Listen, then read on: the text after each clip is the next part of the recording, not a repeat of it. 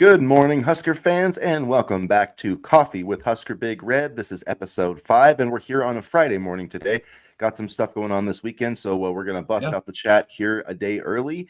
And so we got week 2 of fall camp essentially in the books. I mean, we got today, and there might be a little bit of a scrimmage tomorrow. I believe Matt Rhule's going to meet with the media, so we can kind of look ahead to that, but mostly just kind of looking back, and we're here to chat with you guys. So if you're going to hop in and join us from Facebook or YouTube, join the chat, let us know what you'd like to talk about. So we're just going to kind of riff about Nebraska athletics here for the next who knows, I guess 30 minutes, 45 minutes, an hour. I guess we'll see, where the crowd takes us, where the debate takes us. But how are you on this Friday morning, Danny? I'm actually wide awake, and which is very weird because I'm usually never awake when I do these things, as some of you probably realize. But I'm feeling good today. It's Friday. It's nice. We are, 20 days away now from the opener. So yeah, 20 days away, man. I'm excited. Yeah, I'm excited too. I'm not excited for the winter because I'm seeing the leaves change color, and stuff like that. But I am excited for football. Got the Patriots' first preseason game tonight, so. Yeah, it'll be interesting. We had I kind of forgot there was preseason games last night, and then I see, our boy Ty Robinson getting the sack last night for the Eagles, and then of course Anthony Richardson got killed last night. That's about all you need to know in terms of the preseason action on Thursday night. No, but it's good to see some actual football. I don't really consider the Hall of Fame game, because it's like the extra ones. They just don't play it much, So it's going to be fun to see some preseason action there, and what, like 2 weeks away from week 0, we had our old Big 12 talk yesterday. Going to have 2 Big 12 teams kicking off the season, Kansas State and Iowa State. So I'll be tuning in for that, man. Like, football's here. I can't wait. I was going to say, Anthony Richardson getting hurt, it's like we're almost at the regular season point now. So, I mean, hey, football is back. And, do you think Nebraska should join the Big 12? No. But, it's really interesting, just the buzz around this team. I'm sensing a different energy around this team. And I am very excited to get things going. I'm very excited for this team. And I'm confident in this team. And I'm just very, very interested to see how certain things line up. Yeah, I mean, there is a lot of buzz. I would agree with that. There's a lot of buzz around this team, a lot of positive energy. It just has a different feel going into this season. I feel like there's a chance to kind of achieve more things. I definitely think there's more talent on this roster, more depth. One thing is Sean Callahan reported, with kind of his weekly, tunnel talk or whatever they call it, is that like last year, they did not feel like they were in a very strong position to be like a playoff contender in terms of like how much they'd spent on their roster. They said that essentially playoff caliber teams were spending like 13 million. Some of the top teams were 17 million, even above that, like Ohio State. And Nebraska wasn't quite at that, $13 million level. They didn't necessarily say that they are now, but they're much closer. And I guess the key takeaway from that little tidbit from Sean Callahan of Husker Online is that Nebraska feels pretty confident that it's going to be one of the 4 or 5 top teams in the Big Ten in terms of NIL for the next the next couple of decades. So, or I mean, I guess in the foreseeable future. So I think that's a positive thing. When you have an athletic director that knows what he's doing in terms of NIL, that helps too. And when you also have a coach that believes in this program and loves this program, that definitely helps things. I was watching a video the other day that the football account put out on social media, and it was kind of like just showing the facilities and showing the weight room and showing the, kind of the athletic building and the new building and how nice it was and things like that. And that was cool. But what was even cooler was that Matt Rhule, who was, kind of orchestrating the virtual tour, knew the name of the chefs, knew the name of the, cafeteria workers helping out, knew the name of the athletic training staff, and, everybody, gave a hug, shook his hand, bumped knuckles. So to me, that really stood out because you could tell that he's loved by not only the players, but by the Nebraska community as well. Yeah, for sure. I thought that was notable, and I thought it was really cool that Matt Rhule did a video where he kind of highlighted some of the injured players and kind of the efforts that they've been doing. And to me, I just thought that was, some people might have thought that wasn't a big deal, but I thought it was because you just don't see teams do that. You don't see teams being like, oh, here's so and so that's hurt, and here's what he like. They just are kind of shunned, I guess, for lack of a better term. They're not on the field, and they're just kind of, in terms of a fan media perspective, they're just kind of forgotten about. And so I thought it was really cool that he took the time to go talk to all those players and to show like, hey, even though you're not seeing maybe Jamarian Parker on the field, like these guys are still working hard. They're still sacrificing for the betterment of the program, to try to improve themselves. And so I thought that was a really cool look into, how Matt Rhule thinks. And so, yeah, I mean, he's a great ambassador for this program. I'm very proud to have him as the Nebraska head coach. He the things that he says and does, I think, he makes me proud all the time. Sometimes he talks a little bit too much, but that's just who Matt Rhule is. He likes to do interviews. He's not, he doesn't play it super close to the vest. And I think that there's a lot to like about that from a Nebraska perspective. Now we just got to get those wins. I know there's still a lot of haters out there. And, one of the common themes we were talking about when we looked back at our Big 10, Big 12 debate yesterday is a lot of talk was about the coaches and how it's the switch in conference wasn't as big of a deal as just, not hiring great coaches. And I even had some commenters saying, including the current head coach, Matt Rhule. So, I mean, you still have people right now saying that Matt Rhule, isn't really the guy, which, I mean, I guess from a record perspective, I can understand. He's what, 12-13. So it's not like he's blown things away. But if you look at it in the proper context and, just can kind of compare where the program was to where it is now,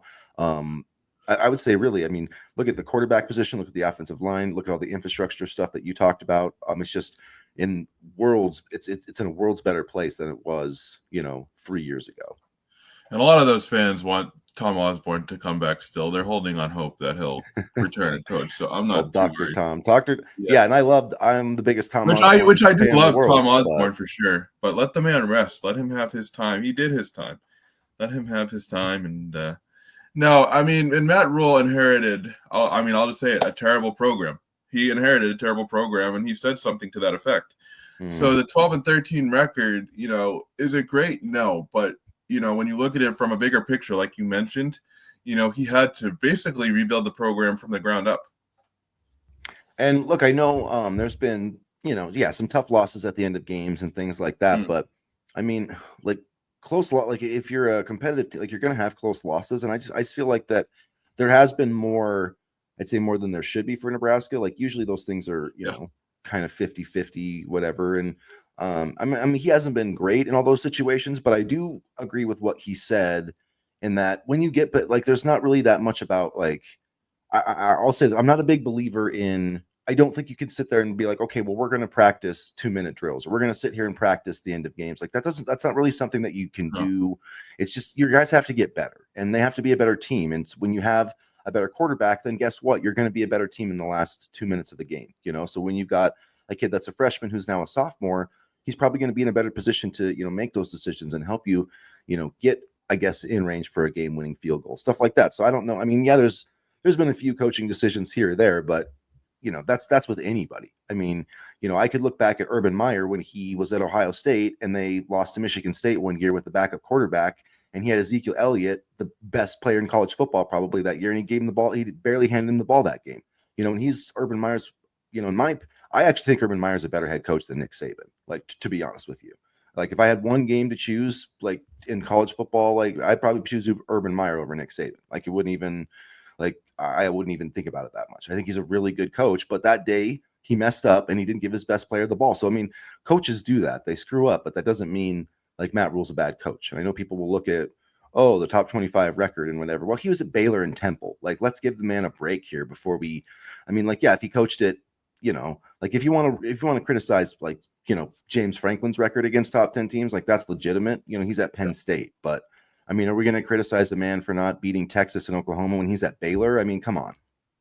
And I'll be on, and you can correct me if I'm wrong on this, but I believe he came to Baylor while they were still dealing with the sanctions from the rape allegations as well.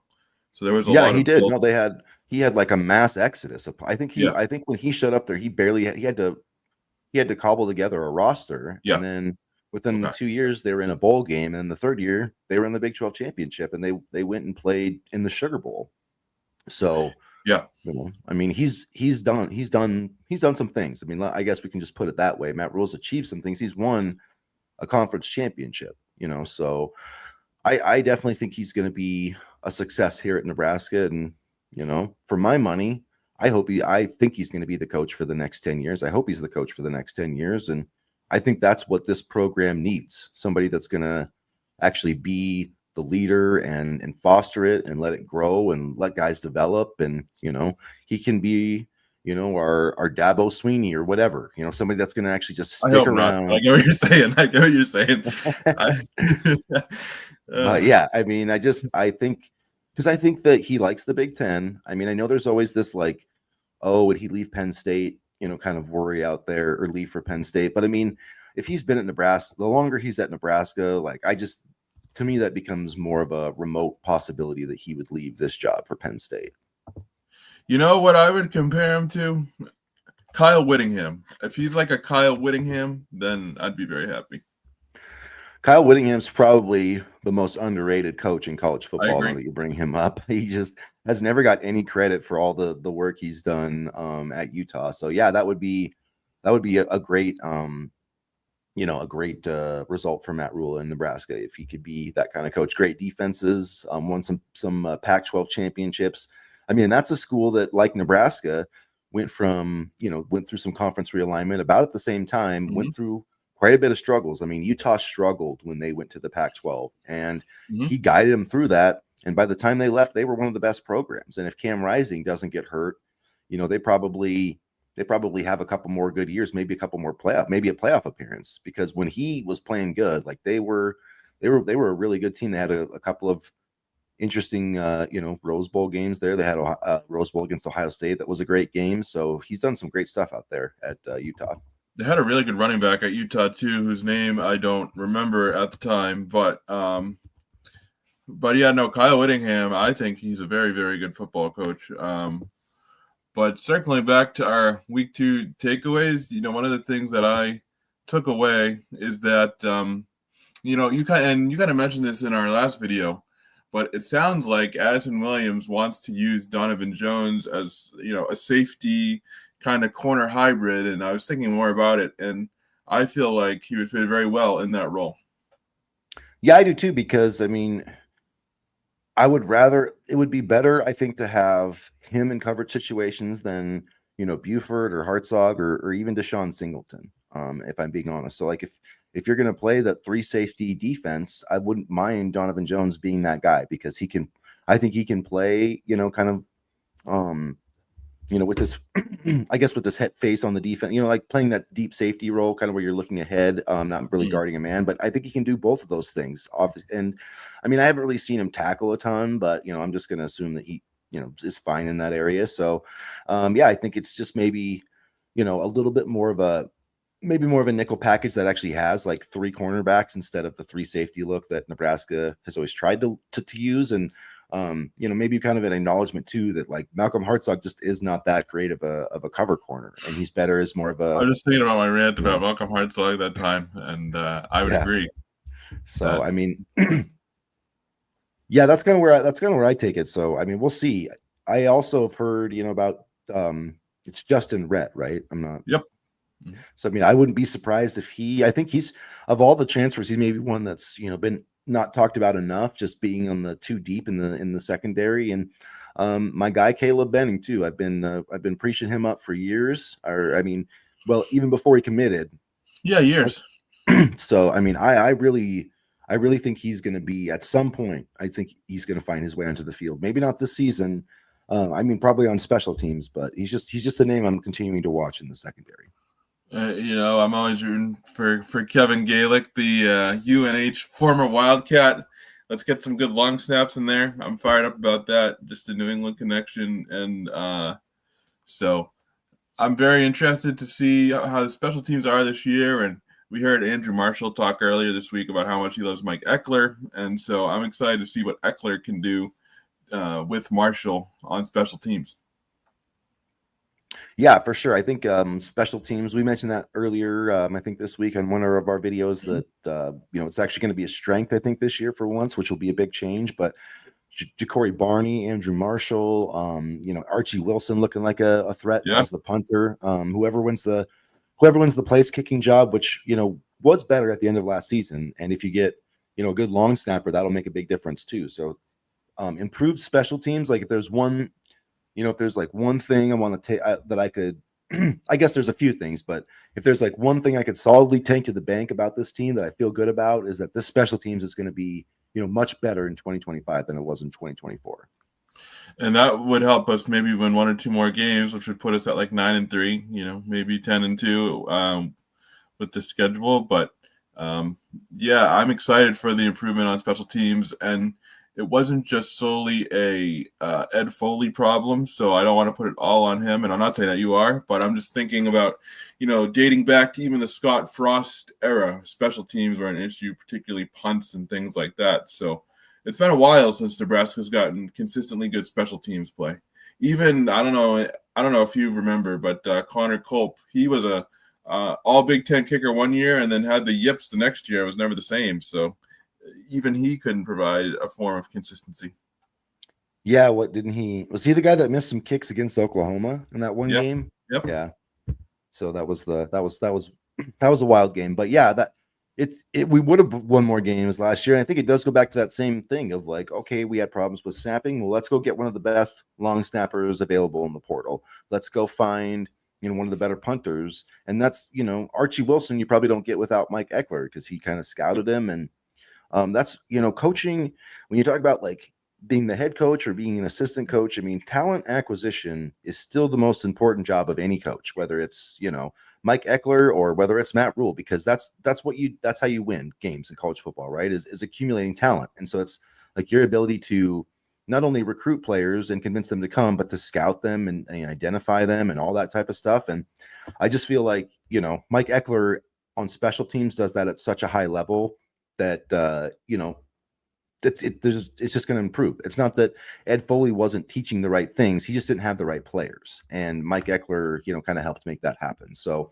I think that's probably one of his biggest strengths. And I feel like this entire program, it's there's a lot more talent across the board, whether it's quarterback, running back, receiver, offensive line, pass rusher, cornerback. I mean, all the key positions, linebacker. I mean, they've upgraded the talent in a major way. So I think all those things are going to stack up and help, with like those close games and those close losses more than, whatever we do in practice or whatever. So I think that's going to be a big key to, having more success, because there's going to be close games this year, but having better players on special teams, having a better quarterback, yada, yada, yada, all that stuff will help us.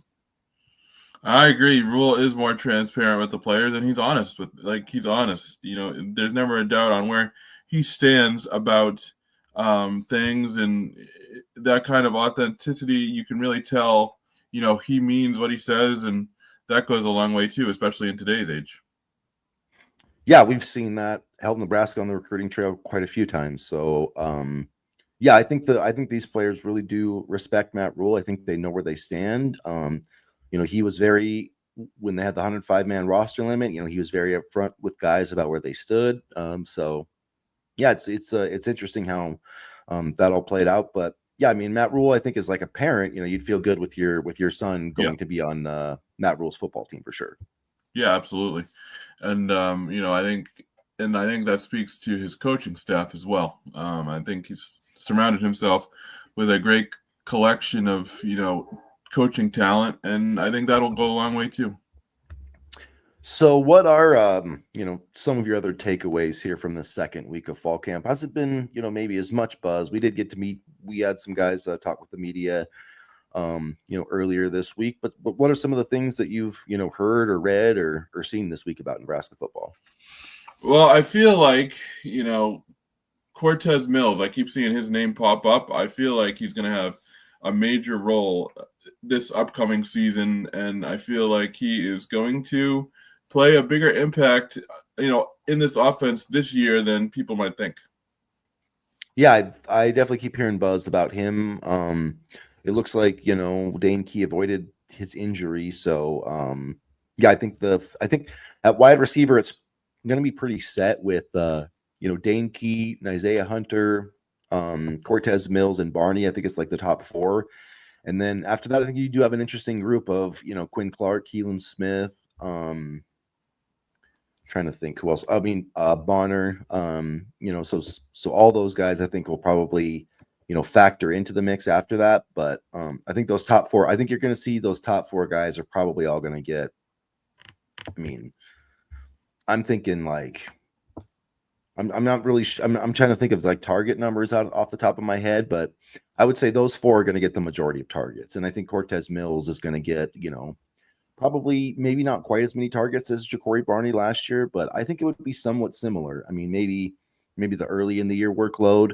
But yeah, I mean, Cortez Mills is just too talented to not have on the field. And with his ability to get deep, man, like, because that's the thing. Like, okay, we got 4 wide receivers out here. So who, like where Dylan Raiola needs to get to, and his decision making, I think he's got all the physical tools. He's got to get better and quicker with his decisions. But if you've got 4 wide, right, and you've got Key out there and Isaiah Hunter, Ja'Cory Barney, and Cortez Mills, like, who on this schedule has 4 corners good enough to cover those guys?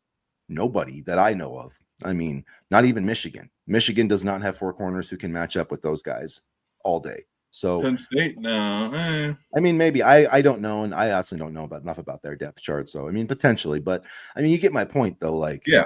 Even when you're getting down to Cortez Mills, like this is a guy who's almost like a top 100 recruit. So you better have a damn good player on the other side defending him, or you're going to be in trouble.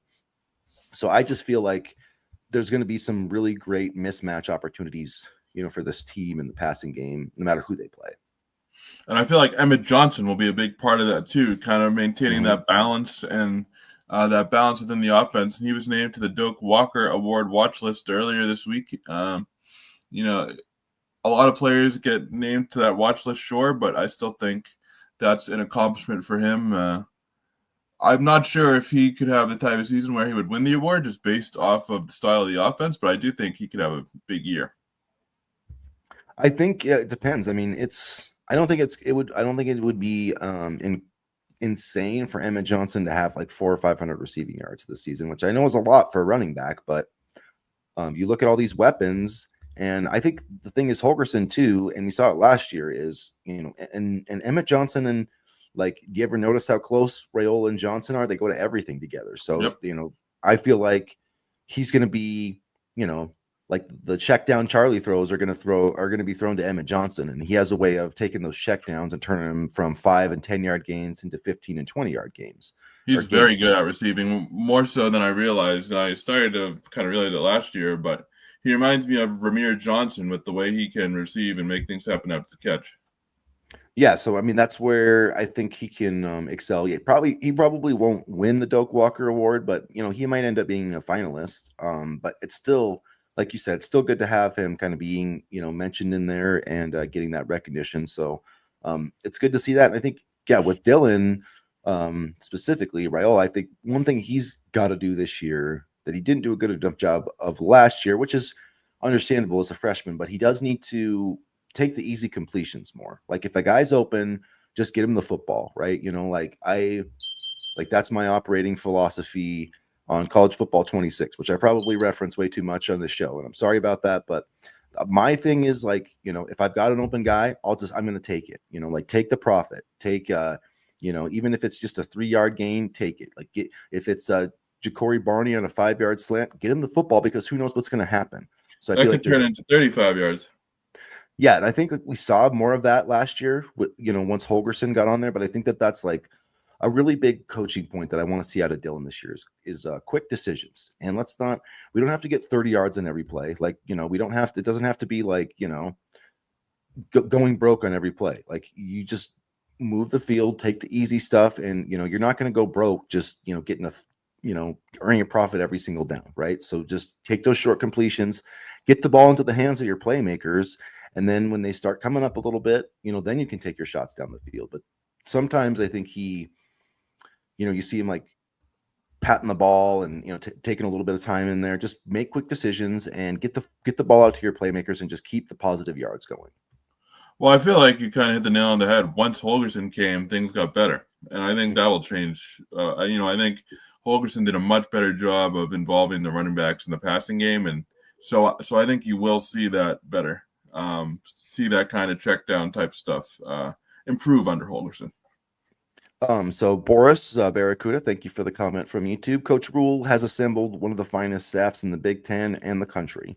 Yeah, I can't disagree. I think he's got a really good staff in Holgerson, a former head coach.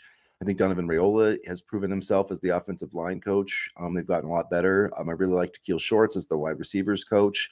So yeah, I think he's done. He's definitely revamped this coaching staff, and I feel much better about it than where it was compared to a year ago. So some changes needed to be made, and he made them. So give Matt Rhule credit for that.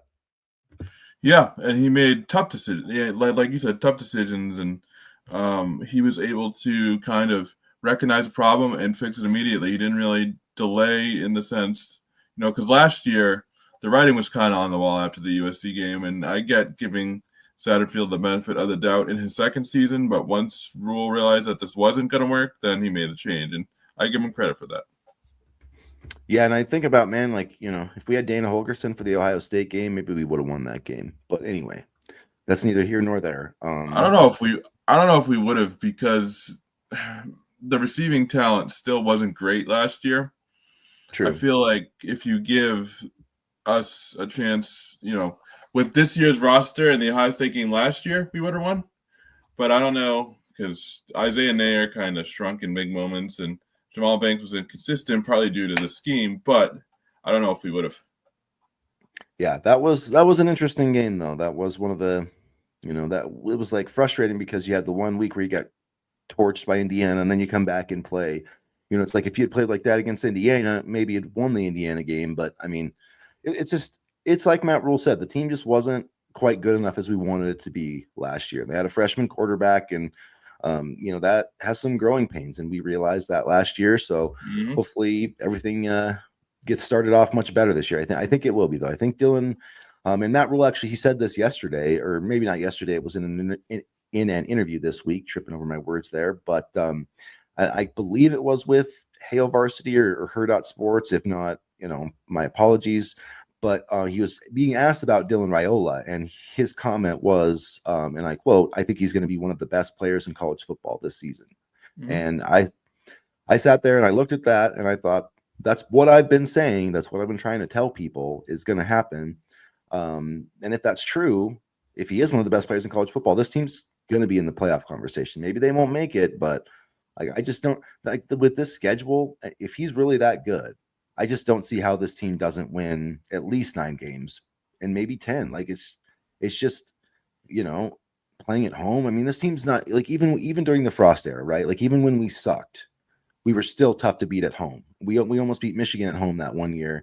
So like with Michigan and USC coming here with our toughest, our 2 and Iowa, those are our 3 toughest games outside of Penn State. It just feels like there's a really great opportunity for this team to get double-digit wins. I feel like USC is going to be tough too. Oh yeah, it's going to be tough. Actually, every game is going to be tough. Who are we kidding? I mean, when it gets down to it, every game is going to be tough. It's the Big Ten. But, it is. Yep.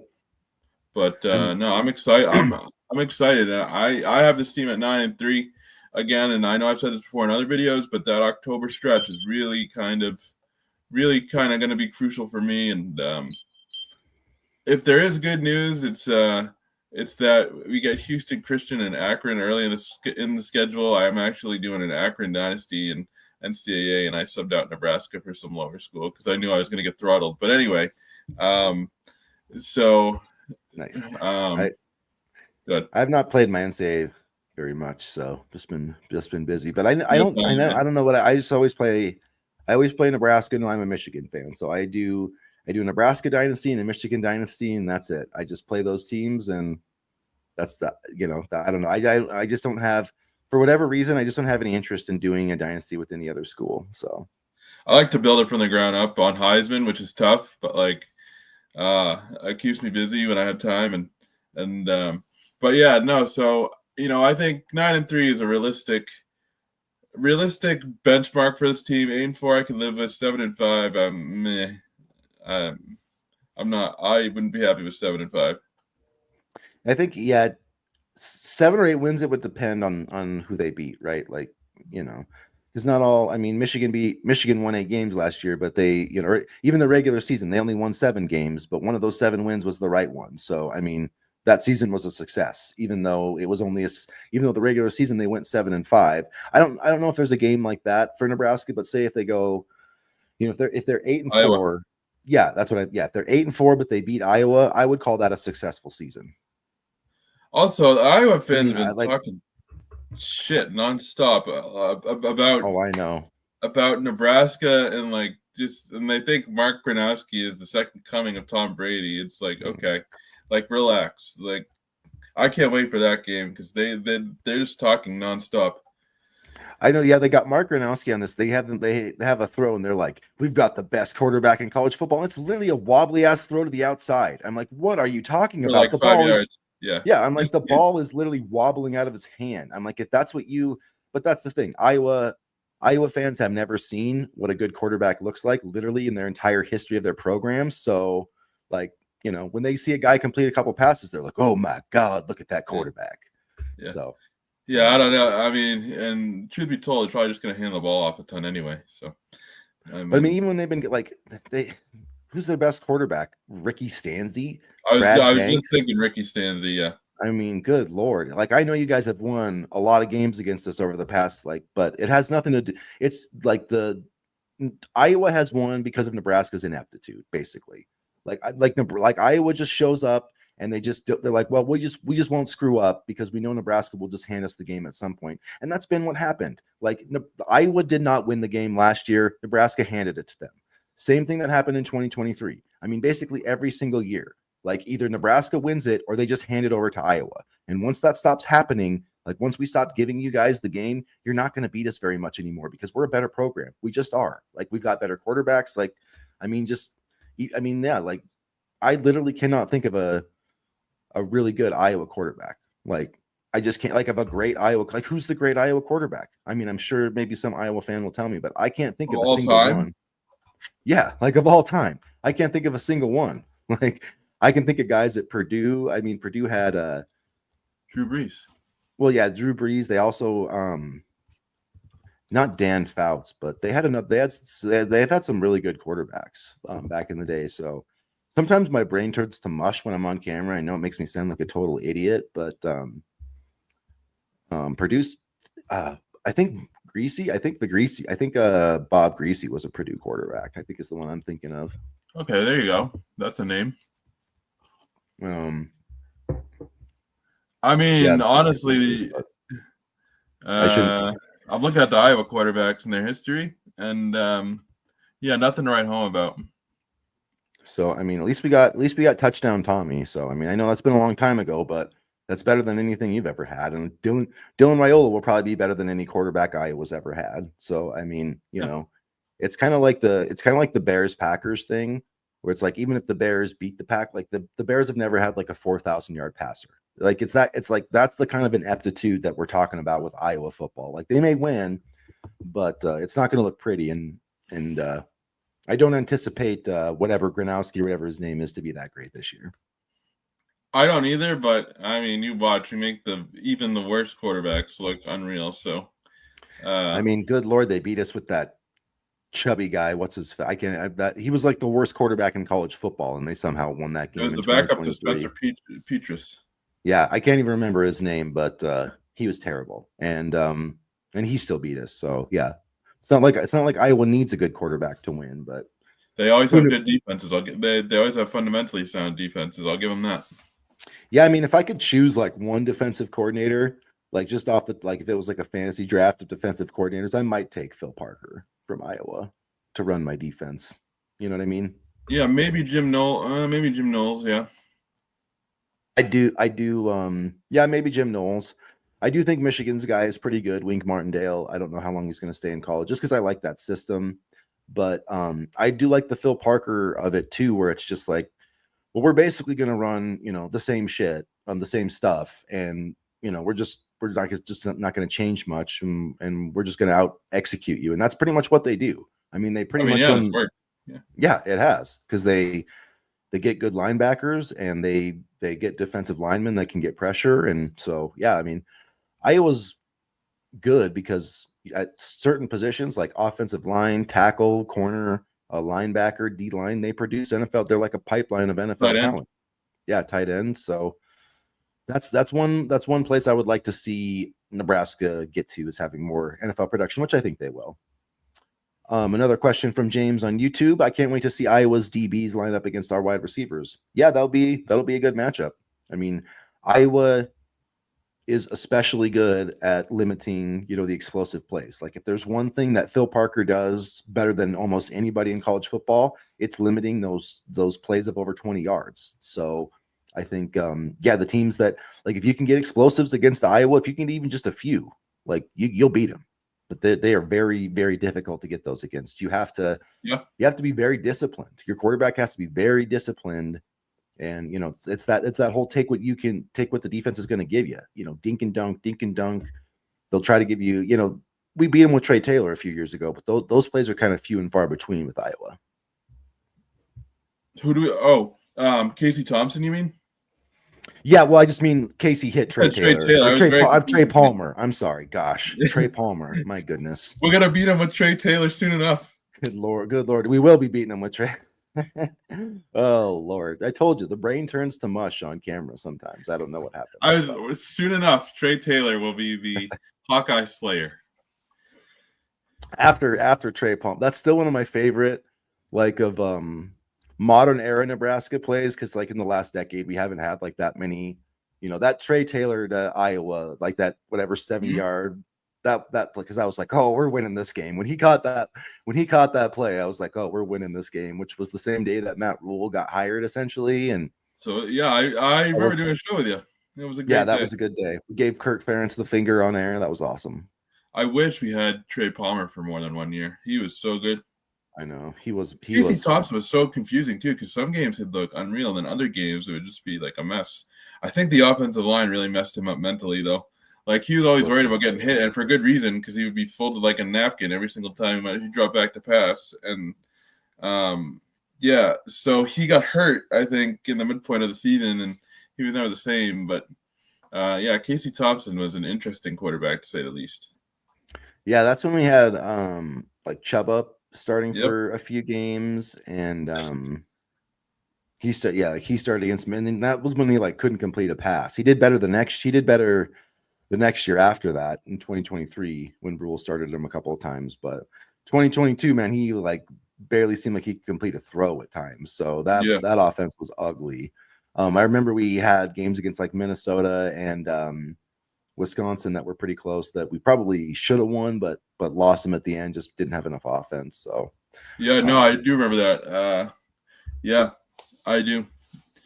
That was, and again, that Minnesota game, they just grinded out the clock. They didn't do anything special, but they were able to win. Yeah, that's when they, I forget the running back, but we shut him down in the first half. In the second half, he just grinded us to dust. So because we were on the field for like 60 minutes. Because the offense could not move the ball. Yeah. So that was, glad we don't have that anymore. And I really, I would say my biggest reason for optimism in this team, is Dylan Rhule. Just I truly believe in what he's going to be able to do for this team. So having a quarterback like that, and I think a lot of Nebraska fans are still, underrating the way that he played last year, for a freshman, without a lot of talent at wide receiver, without the greatest offensive line. So, I think he's in a much better situation, surrounded by much better talent. I agree. And I think they finally, built for the first time in a long time an offense around their quarterback. And I think this offensive style is much more conducive to success for Rhule. I feel like the wide receivers, that their playmaking ability and ability to run after the catch and their ability to get separation and get open are exactly what Dana Holgorsen wants. Yeah, for sure. And it's just, it'll be interesting to see how it all works out, man. 20 days from today, Cincinnati, and they've been talking smack too, which is kind of weird, but I don't know. We'll see what happens. I guess I saw that. I'm like, I didn't even know Cincinnati had fans. So there you go. I've been talking smack on the Big 12, so we'll see. But that's because I do believe it's just not. It's obviously not the in the same caliber of league as the Big 10. So, the AP poll, or I guess the coaches poll, not the AP poll, but that came out. That was kind of interesting. Nebraska. I thought Nebraska would get more votes, honestly, than they did. I think Nebraska got the 39th most votes, which seemed a little bit low to me, but probably better that they aren't ranked or whatever. I'm happy that they're not ranked, honestly. I mean, let them work their way into being ranked. Don't automatically rank them. Yeah, it'd be nice, if you win those first 3 games and then beat Michigan, then you'll be ranked in the top 20, like no matter where you're ranked. Honestly, like they probably should just do away with preseason rankings. I feel like they give teams, an unfair advantage even in the mind of the committee. Like I feel like they're just because they have sit there and they viewed like say, Notre Dame for instance, which I mean they probably deserve to be ranked like 5th. I'm not saying they don't, but like I just feel like it gives you this kind of built-in thing in your mind, like, oh, Notre Dame's a good team because they're ranked and they've won all their games. But are you really judging them on the team, or just are you judging them based on their rankings? So I'd Or love what to they've see done in them. the past, for that matter. Yeah, I'd love to see them just get rid of the preseason ranking till like week 3 or 4. But the I mean, problem, look at Florida State last year. yeah, for sure. I mean, they were ranked 10th and they blew it in Ireland. Stop me if you've heard that before. And they ended up being a mess. So, yeah, I don't necessarily agree with preseason rankings either. I would be fine if they did away with it, but nobody listens to us about that sort of stuff. So, And I guess the only rankings that matter are the committee ones, but I'm just wondering, like, how much are those influenced by, the coaches poll with the AP poll? So I don't know. Troy Dannon's on the playoff committee, so maybe that will come in handy one day. Maybe. I don't. Yeah, it's going to be interesting to see how this all works out. If there's going to be, I mean, like the playoff committee, like the Big Ten does. The Big Ten really doesn't even want there to be a playoff committee. Essentially, they're just like they just do not trust it. So, yeah, I agree with that. yeah, the top 25 is irrelevant. It's just like it's just a talking point. It's kind of a fun talking point, but yeah, it doesn't. I mean, it's like Florida's ranked up there. It's like what did I mean? They had 8 wins last year, and I know they have the good quarterback, but like what have they done to be ranked much higher than Nebraska? I guess is my point. So I mean, they had a gauntlet and they have another gauntlet of a schedule this year too, but last year they did. So yeah, they'll be an interesting team. Thinking about the poll and who was ranked in the Big Ten, Ohio State was 2, Penn State was 3. Penn State and Ohio State both got number 1 votes, and then Oregon was up there in the top 10. Illinois was pretty high in the top 15. I think that's it. I think there was 6 Big Ten. Oh, Michigan was in there too. So 6 Big Ten teams were ranked.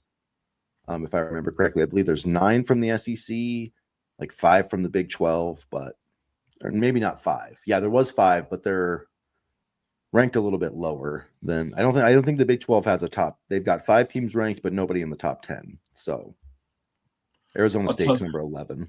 I'll tell you what, on Saturday, August 30th, I will be tuning in to Texas Ohio State opener. That is going to be a hell of a game. I'm excited for that one.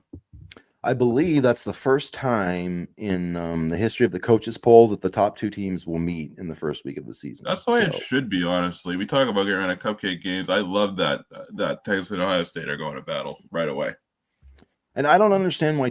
I just do not get these coaches going up there, like Lincoln Riley, and I mean Matt Rhule, I guess to an extent, has said these kind of things too. But it doesn't really do us any good to schedule like a difficult out of conference game. But I just don't really agree with that. It's like, to me, like it's just I hate that mindset. I hate that mindset of like, well, we got to make sure our schedule is not too hard because we might not. Like, to me, that just speaks to like you think you might not be good enough to make it. Like Ohio State, who never complains about their schedule strength? Ohio State, because they don't care, because they know that they're good enough. So that it doesn't, like, they're not worried about, oh, we got Texas this week. Oh, well, if we'll lose that game, we'll win. Like they're just not worried about it. That's what I would like to see all these coaches have, because if your team is good, why are you afraid to go play good teams and beat good teams? Like, I just don't understand that. Like, I truly don't. It's not like if you beat a good team, it's not going to hurt your playoff, like your ability to make the playoff. And if you lose to a good team, like maybe you weren't that good of a team anyway. You know what I mean? Like and if you play, I don't think, like for instance, Michigan this year, right? They're playing at Oklahoma. I don't think a close loss to Oklahoma is going to hurt their playoff chances that much. I really don't. Now it could, like, maybe if Oklahoma is like one of the teams they're battling for a playoff spot, sure, like, or yeah, maybe if they're like 9-3 as opposed to 10-2, then yeah, maybe you could. But like to me, it's like if they win that game, though, that probably would, if you're on the playoff bubble, that's going to help you move you forward, right? So I don't know. To me, I don't like not scheduling these games. I think I just wish that more teams, like I wish Nebraska was playing Tennessee next year. Like, why not? Go see how good you are. Like, don't be afraid to play good teams. Yeah, and I do get that point though, because you can have an easy schedule, get in, and still make the playoff. But I definitely see both sides of it, and I do think that it does more for the fans when they schedule tougher matchups. Like I love the Ohio State Texas game, but it's going to be very interesting to see if scheduling changes in the future because a lot of these easy games, fans can see right through it, and even the teams you're facing can see right through it. So we'll see. But I can see both sides of the argument for sure. Yeah, I think it'll be. I don't. Yeah, I mean, I do understand it, but my thing is kind of like either you're at the end of the day, either you're good enough to make it or you're not. And I feel like the schedule, I think way too much is made of the schedule. Like, if you're a good enough team to make it, you'll win enough games in your schedule to get there. So that's how I feel about it. So like and like, yeah, maybe you could get through a week schedule and make it into the playoff, but then you're still not going to be, like make the playoff, but can't beat anybody good. Like, what's the point? I guess is what I'm saying. Like, I think that Texas and Ohio State are both going to be better and have a better chance to win the national championship because they've played each other, win or lose. Like, win or lose, they're going to know, like, okay, Texas, like, okay, this is what we have to do to get better or improve. Like, both teams are going to be better for that game. And to me, that's part of like what factors into it. Like, are you really improving yourself playing like Ohio, Akron, and Houston Christian, just throwing 3 teams out there? Probably not. You know what I mean? Like, so I don't know.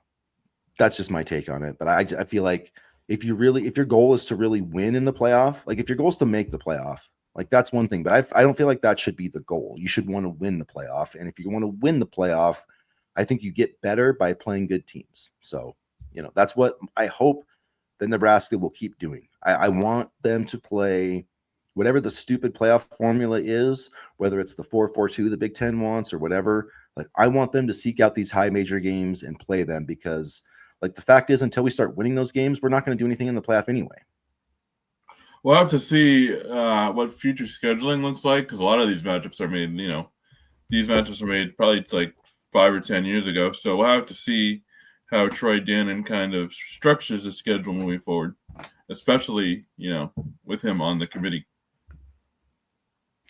So if a team loses a non-conference game, the winner could get in if both teams end with the same record. Yeah, I mean, for sure. Like, for sure. But I would rather, I would just rather play the game. Like, I'm not saying you have to like go out and set up like a murderer's row schedule, but I don't think it's, I just don't think it's helping you to, play cupcakes either. So, but yeah, I definitely agree. Like if Oklahoma and Michigan are both, ranked in the top 15, then yeah, and they have the same record, then yeah, the team that won that game should be ranked higher. And so that's why I like playing those games. But it is going to be interesting to see Ohio State and Texas. There's also Notre Dame, Miami the first weekend, and Clemson, That's LSU. Sunday, yeah. And yeah, Clemson, LSU as well. So there's a really fun slate of games that opening weekend, and hopefully that doesn't change. Like I thought that was supposed to be part of the selling point of this playoff, so that teams weren't going to be like punished for 1 or 2 losses anymore. So like let's not like sit there and be like, well, if we play South Indiana State, we can get to 11-1. I'm not just talking about Nebraska. I'm talking about USC, like all these teams. But let's truly embrace this playoff for what it is and a chance to really play some elite non-conference games. But unfortunately, I think everything's trending in the exact wrong direction. So it is what it is. I mean, to be fair, there were some good games in the opener, last season as well. I'm just kind of looking here a little bit, and Clemson and Georgia was a good one. Although Georgia smoked Clemson, but on paper that was supposed to be a good matchup. And then you had USC, LSU, and honestly, Boston College, Florida State. I remember talking about it with you because Reed Harris was on the Eagles. So Boston College was able to get the upset on that Labor Day, I believe it was. So there were some good games last year too.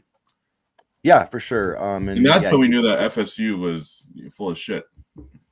And James says he agrees with playing tough non-conference games, but I mean, I don't know. It seems like that's like the Big Ten strategy right now. So we'll see. I don't know.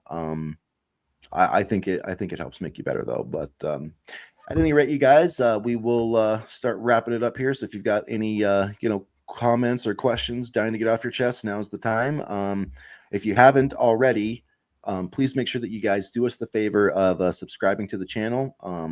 Make sure that you turn on your notifications so you don't miss like any of our videos or our these chats that we do with Coffee with Husker Big Red, which we'll continue to do into the season. We'll probably have some more live chats as we get the season rolling here. But yeah, so I think we'll have another scrimmage this weekend. Probably we'll hear from Matt Rhule on Saturday, and we'll be back on Monday to cover it all and kind of cover all the fallout from the past week.